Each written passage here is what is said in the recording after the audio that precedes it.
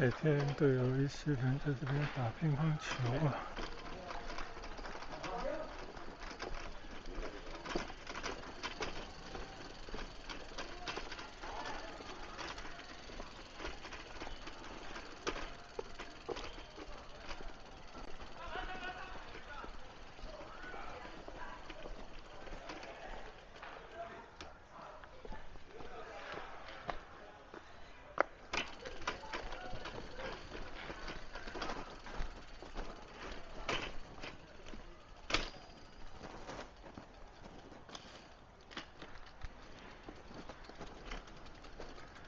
嗨，大家好。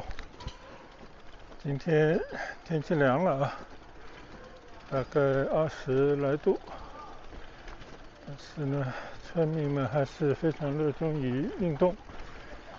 看到刚刚经过那个小坡边上啊，以前呢是个鸟笼，就是有很多飞鸟，后来呢就不饲养了啊，可能成本太高，就空着那个地方。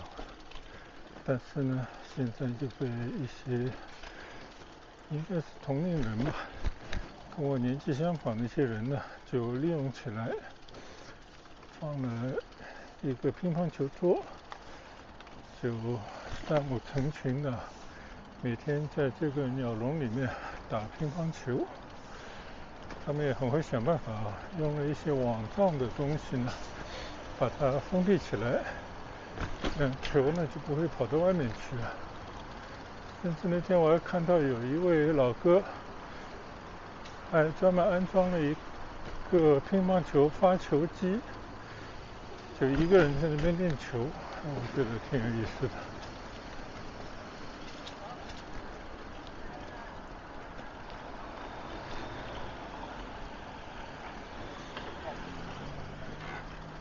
现在呢，我骑到学院路上啊，准备从前面的学院路的门骑出村外。今天也就是锻炼一下身体而已，周围呢基本上都去的差不多了啊，我们只是到外面去玩骑一圈而已。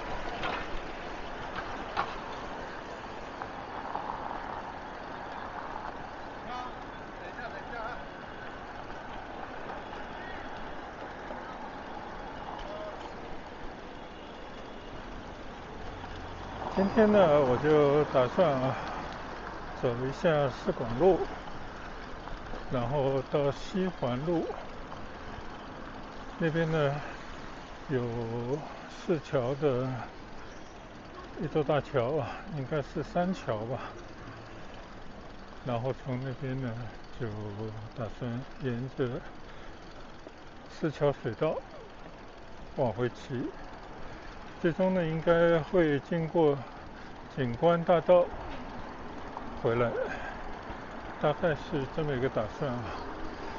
我看了码表，看看这一圈大概要多少公里，我估计应该10几公里吧，应该是一段骑行训练的一个公路。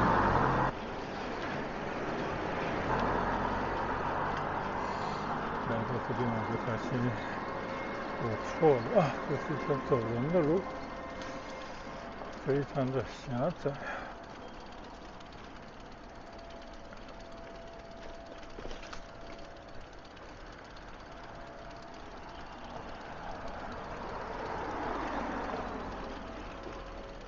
好，总算走出这段步行的道路啊。现在呢，我的前面就是九福新村最东面的大门，从前面的这条隧道骑出去就是广路了。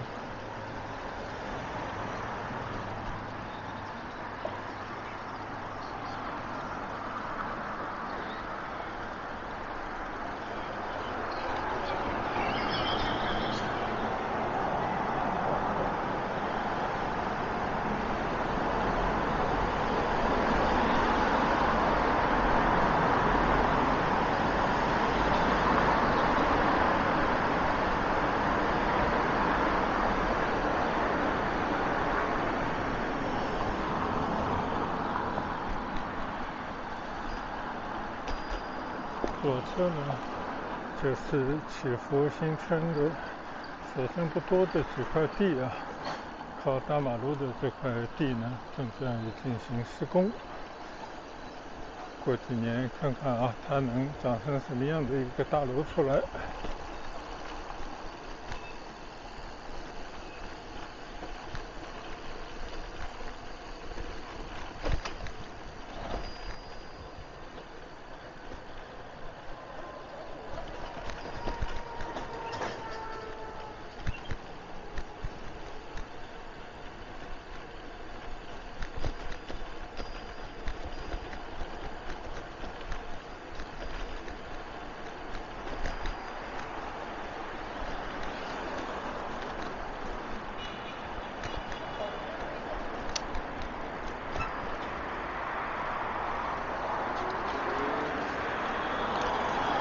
现在呢，已经来到了市广路上了。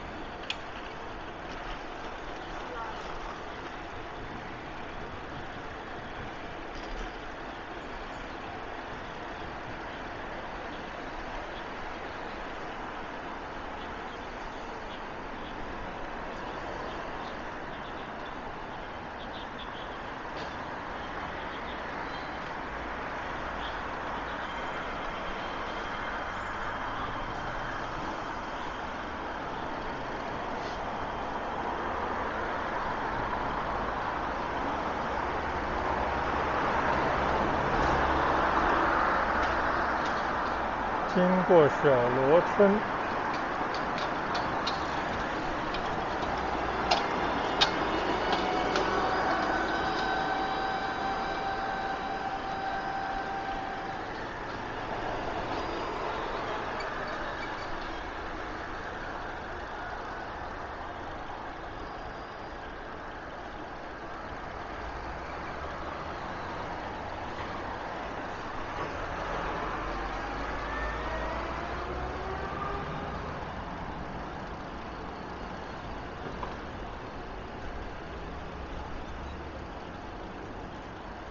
我看我的右侧有些旧的大楼重新粉刷以后也在进行一些改建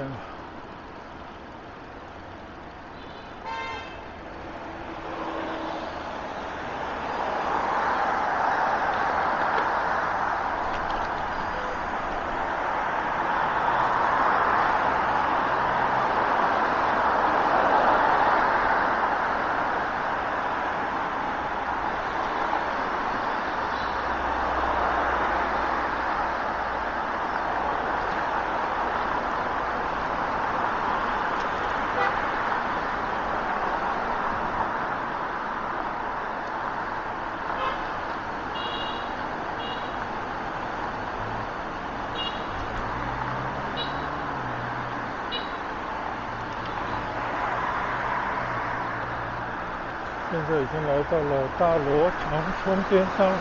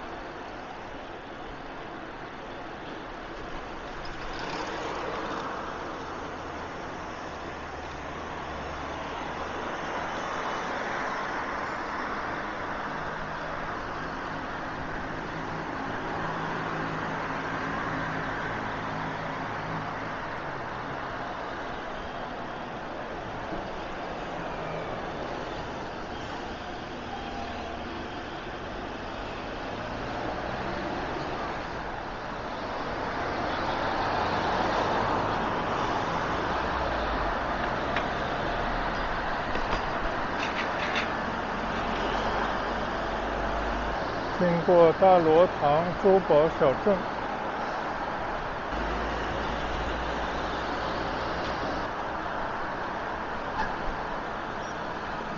这次有深井烧鸭、深井烧鹅。昨天还去了长岛，那边就有一个深井参，不知道深井烧鹅是不是那边的特产呢？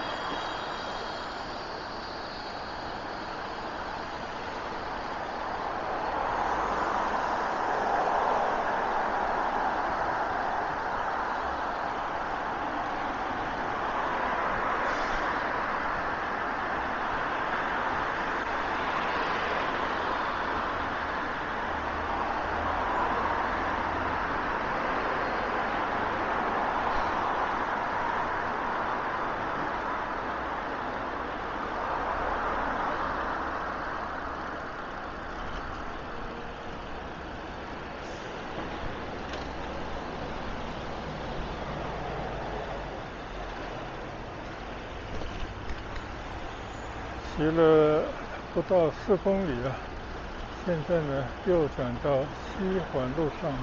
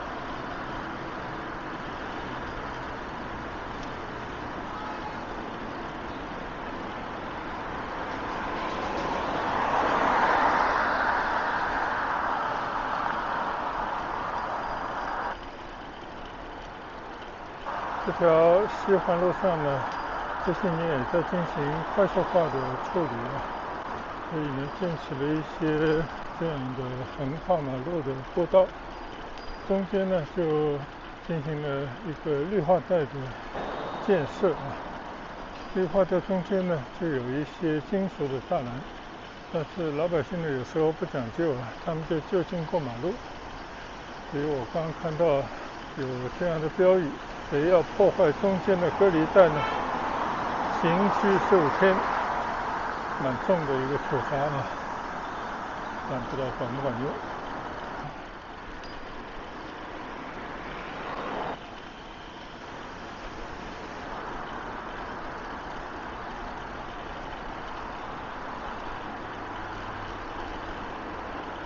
经过榄山村，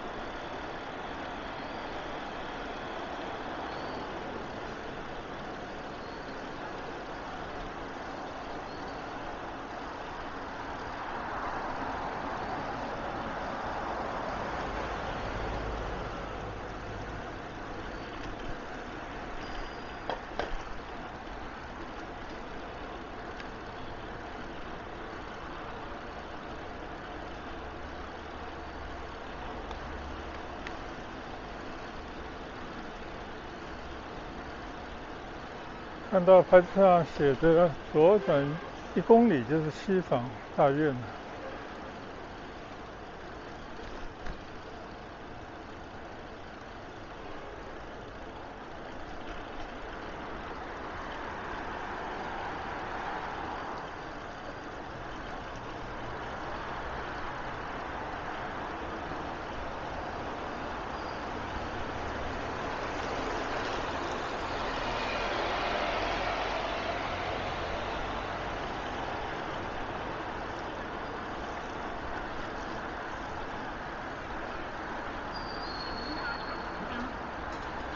现在呢，骑过宜山西路继续向石桥三桥方向骑行。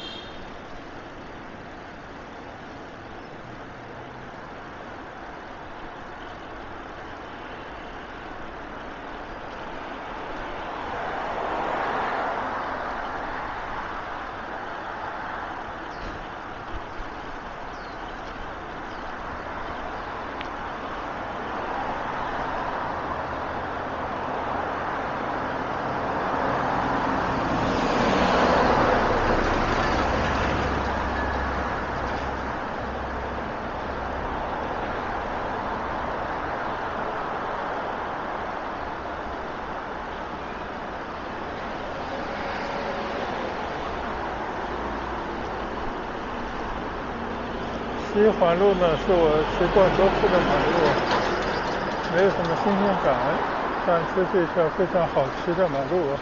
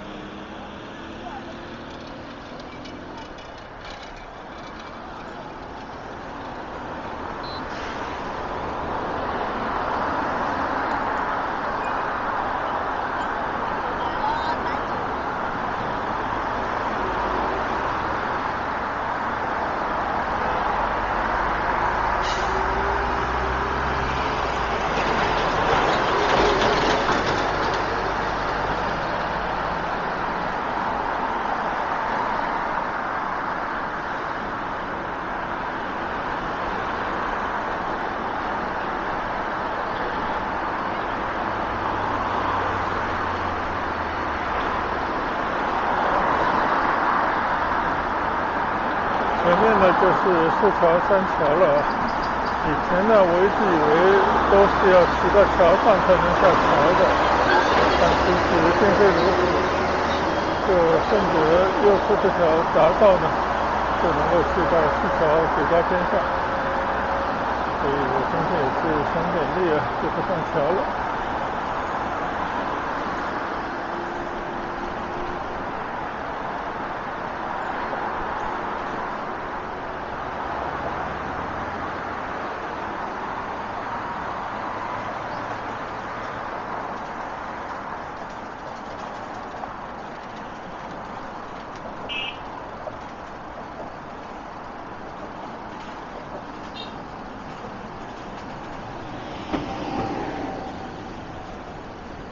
前方呢就是沙地路就是四桥水道边上的一条马路。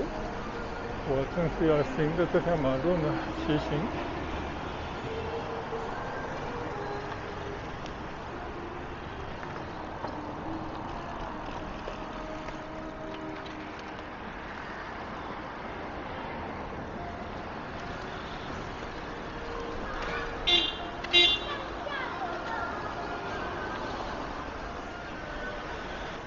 对面呢就是四桥三桥好，现在呢我还是顺着这条沙地路，这条应该算堤岸的一条马路吧，缓缓地向前骑行，一直骑到景观大桥。就是这条马路的坑坑洼洼你看那个榕树的根须就把这些石块地砖呢都顶了起来，要慢一点。你看这些地砖都或多或少的受到了破坏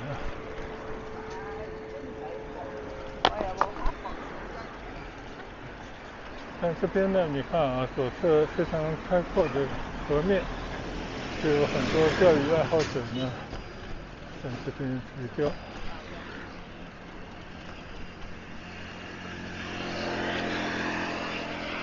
我觉得呢，这个是离我住所不远骑车就可以来到的一片休闲的区域但我好像已经有起码半个月以上没有来这里了吧。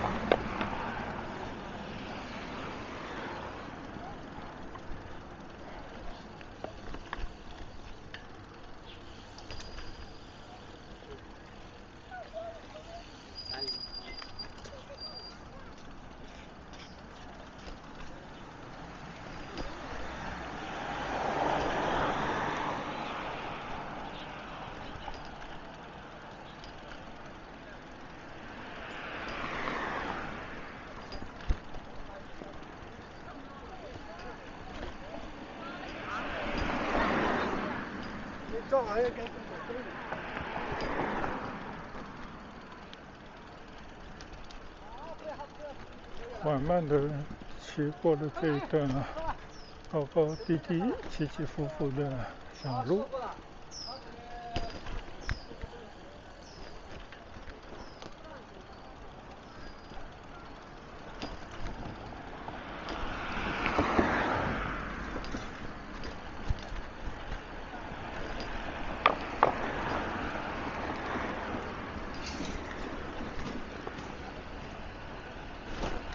右前方呢，正在建一个巨大的屋村所以这种好地方呢，肯定不能浪费房地产开发是首选。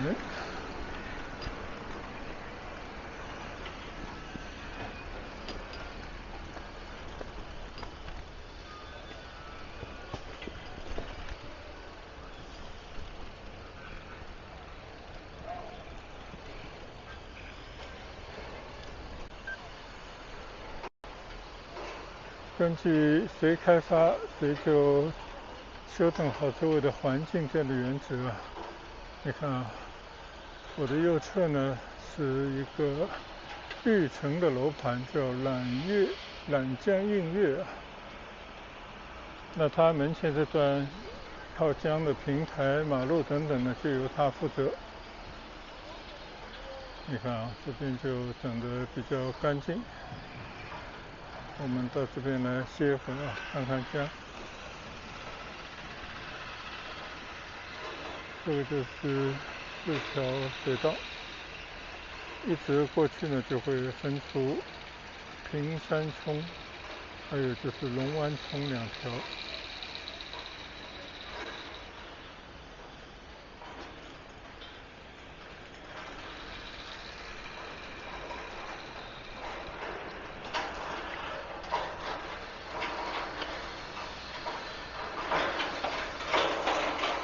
这边呢就会做一些凉亭还会有一个龙舟这样的常设。因为这4条水道呢，每年都会赛龙舟我看这个下面的清水的平台好像又比以前做的更多了一些。我们到下面去走走。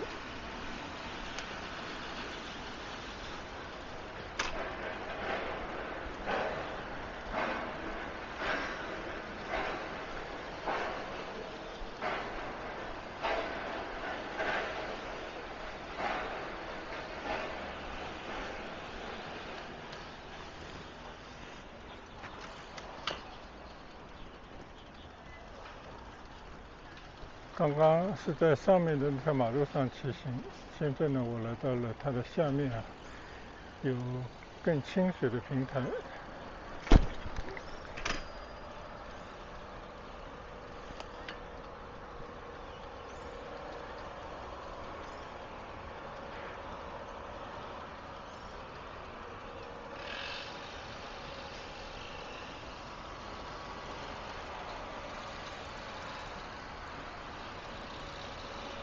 这里还居然做了一个像吧台一样的，可以稍微坐着喝点东西、观望风景的吗？给人家。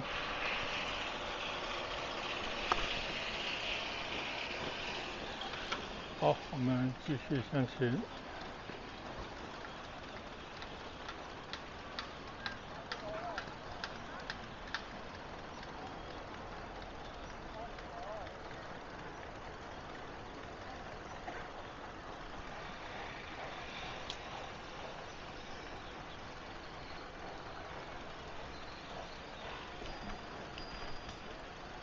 我觉得这段清水的步道做得不错因为这个右侧马路里面呢，真的没什么风景可看，都是一破房子。但是在这样的这个平台上行走，看看江，吹吹风，我觉得这个设想还是不错的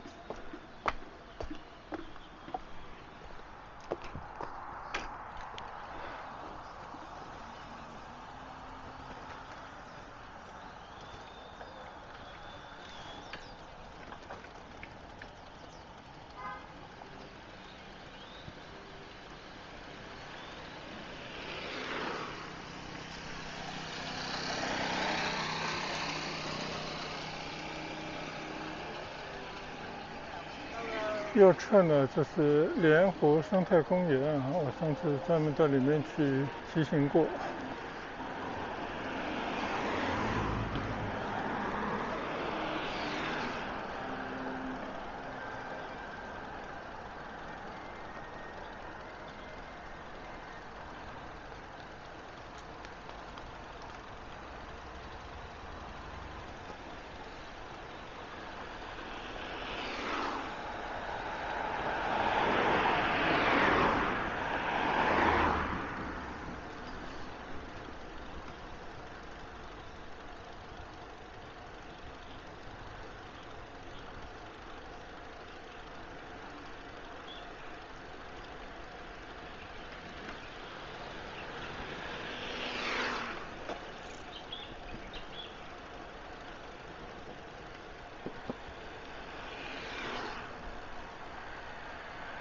这边呢还是可以下到下面去的。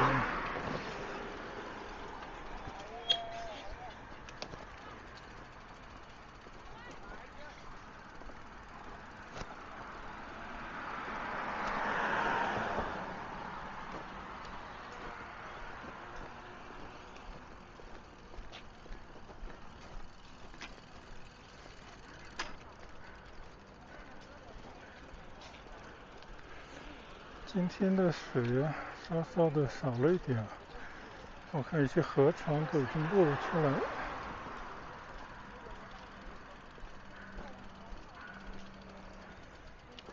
你看这河床是不是都已经露了出来了？但对面呢有好多的龙舟啊，这个到了冬季的时候，怎么会把龙舟都拿出来了呢？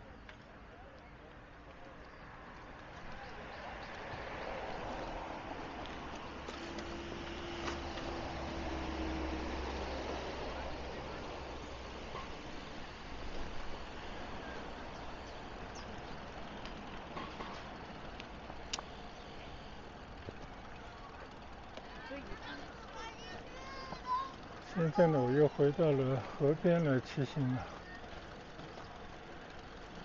这些步道呢，都是最新修整过的。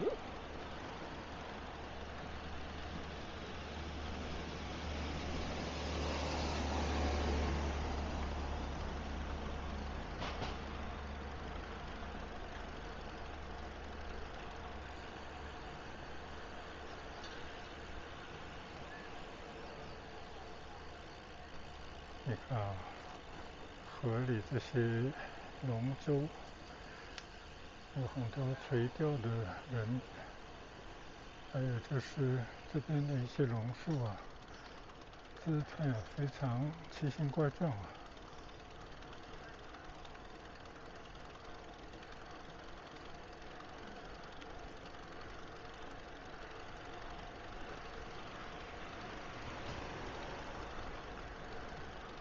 就没事的时候呢，就到这样的河边来逛逛啊，还是可以感受一下大自然的气息。特别在这样凉爽的天气啊，我觉得真的是非常愉快的一段骑行的线路。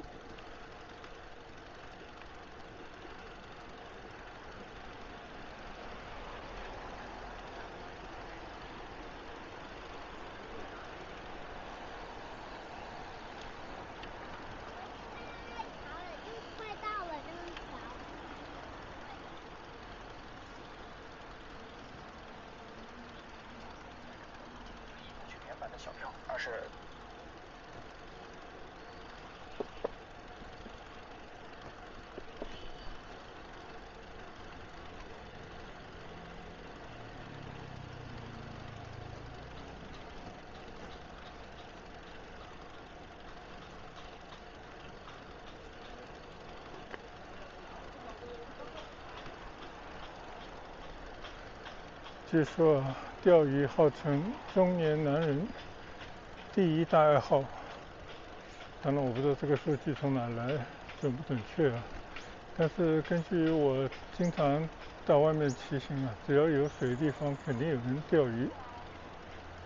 你看啊，这边啊，真的好多人在钓鱼啊，但是大家都跑到河的边上的乱石上面哇，这走过去是驾驶人不止。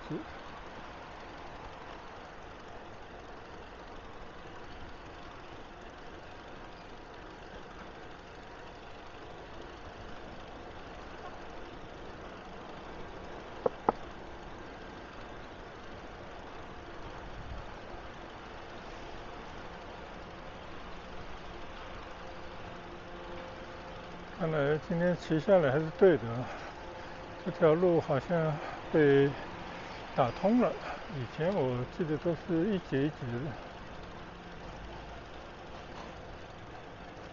你看看多少鱼敢射那里啊，守株待鱼。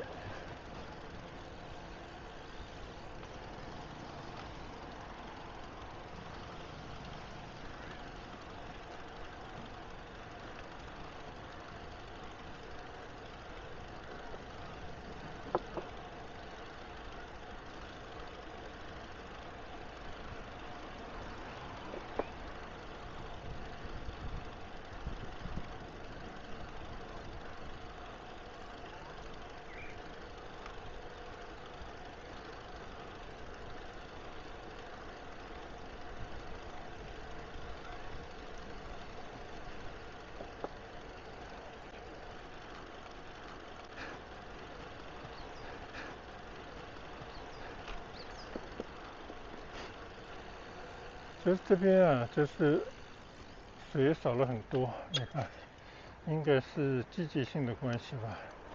河床都露出一半了。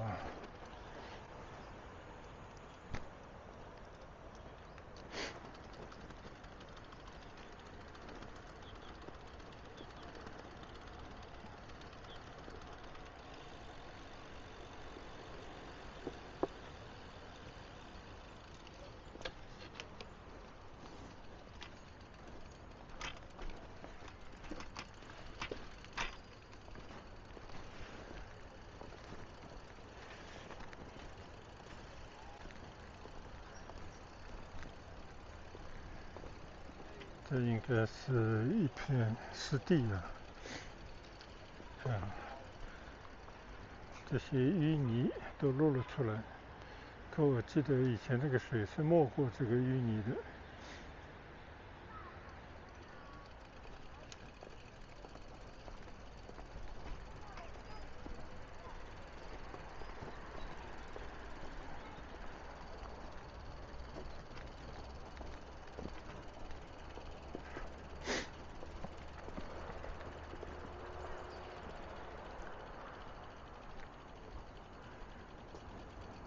前面那个桥呢，就是景观大桥了，就是我要拐弯的地方了。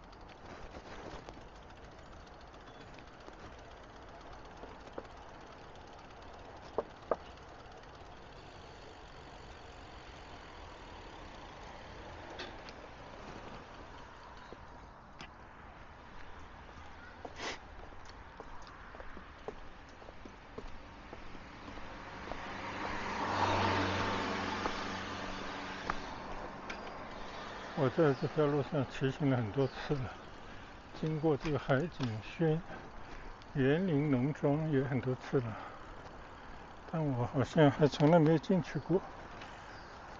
这应该是一个吃农家菜的地方。哦，这里面也挺漂亮的。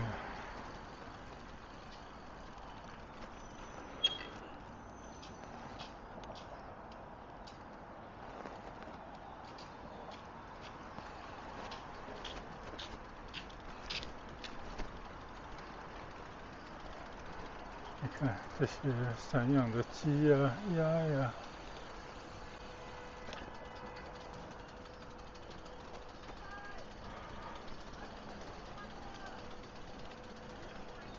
就在一个水塘中间开出一条路来啊，我看摆了很多的桌椅，也有很多房间。这跟我们经常看到的广州郊区的一些农庄啊差不多，还蛮大的一片地方的。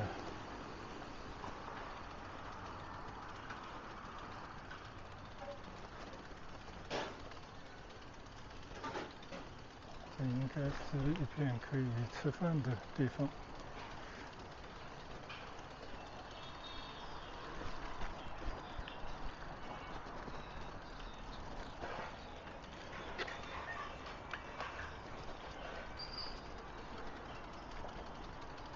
哦，这里可以出去了啊。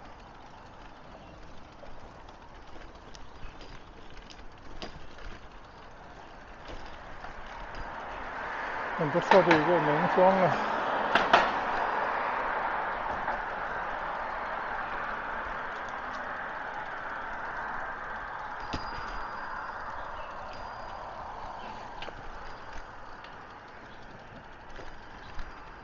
这又是一个农庄。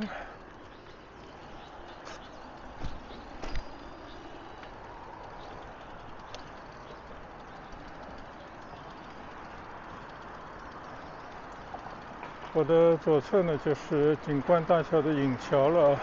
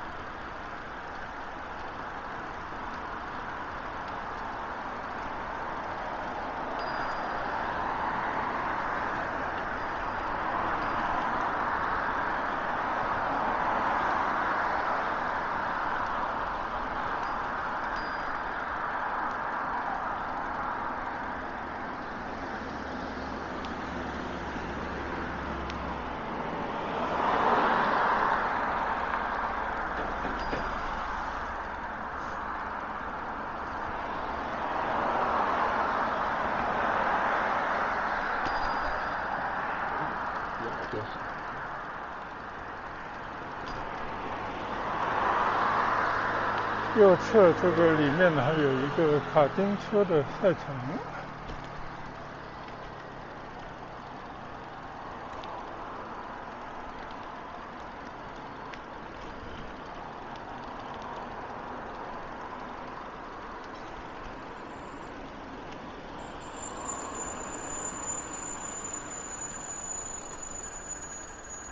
你看啊，右侧写着番禺赛车场，其实是小朋友玩的卡丁车的赛场。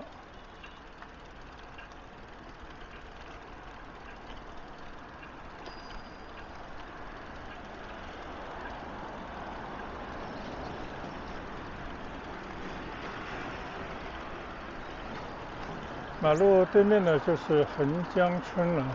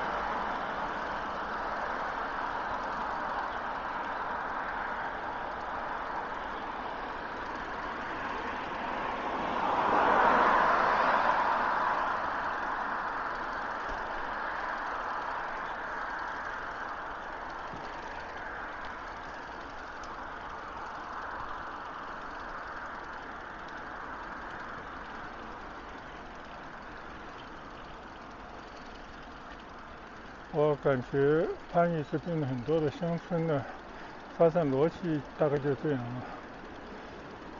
首先呢，就把以前耕种的地规整一下啊，让那些零散的田里面的房子呢先搬出来，最后那些村民呢就集中在一个区域居住。当然，它也有村中的商业街啊，还有像靠这些大马路边上的一些商业的这用房。但是，像这个马路的右侧，就变成了横江村的工业1街、2街、3街、4街。其实呢，就是把它变成了厂房。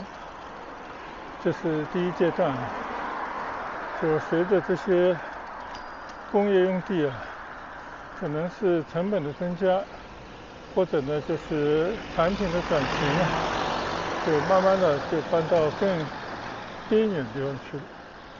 那这些空出来的地块呢，已经成了熟地啊，就会进行统一的规划，由发展商呢拿去建设，变成一个个的楼盘。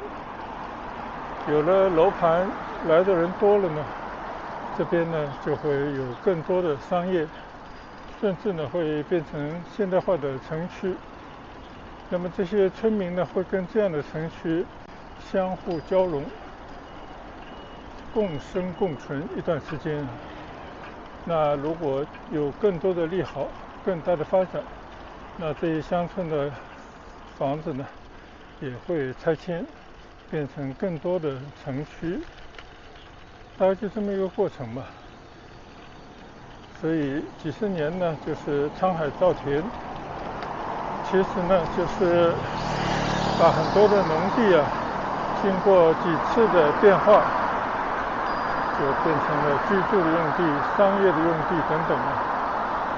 那在这个过程当中呢，这些农村的农民也在这种变化当中一直是有收获啊，有收益，有分红，所以大家呢基本上也满足于这种变化和发展。但是终有一天呢，这些地都用完了啊，就对于这些农民的子孙们来讲，那就没什么优势可言了。你看啊，我刚刚还在说呢，这个地方我以前根本不知道有一条马路的，然后里面就有很多的新的楼房啊，就感觉是一个楼盘开出了一条马路。那既然来了，我们也到里面去走走吧。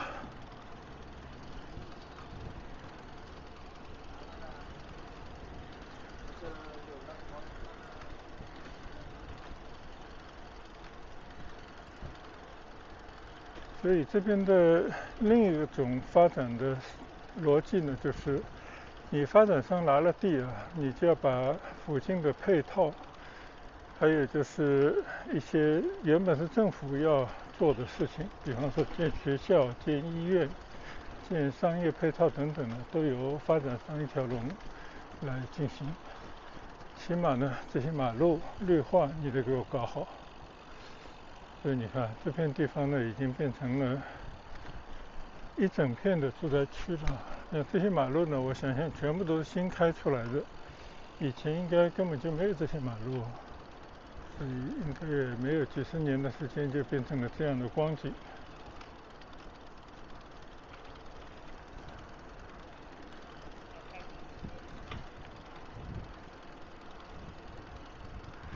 当然，这些马路呢，边上的房子啊，也并不完全是商品房，有很多可能就是为了安置当地拆掉那些农民，为了照顾他们的利益啊，分配给他们的房子也不一定啊。但是我看像这样的房子呢，应该不像，应该还是商品房。龙光天印销售中心，这是一个楼盘的销售中心啊。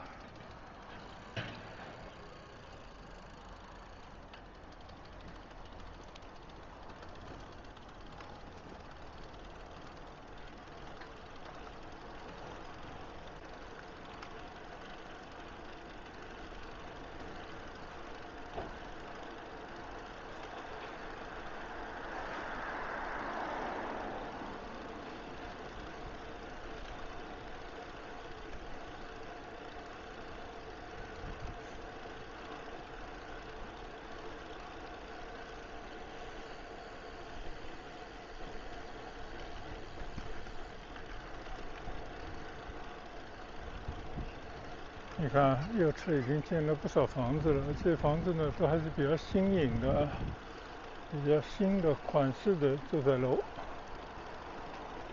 街道呢也整理得不错啊，一出去呢就是鱼山西路了。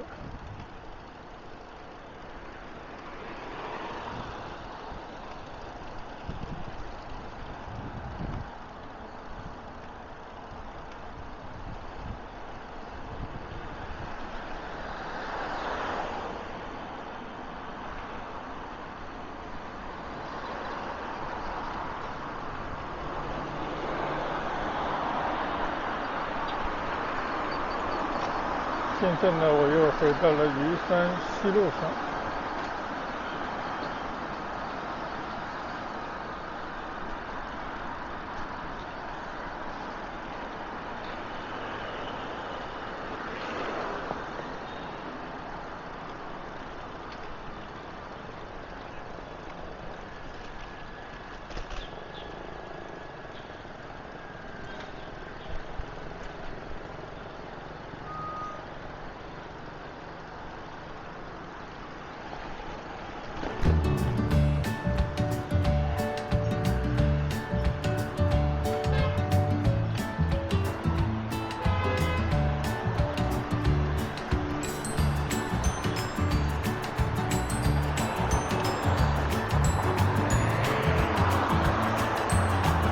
现在我正对着呢叫滨根村啊，以前也在这个村里穿行过，我就准备干脆从这个村里头撤回去了。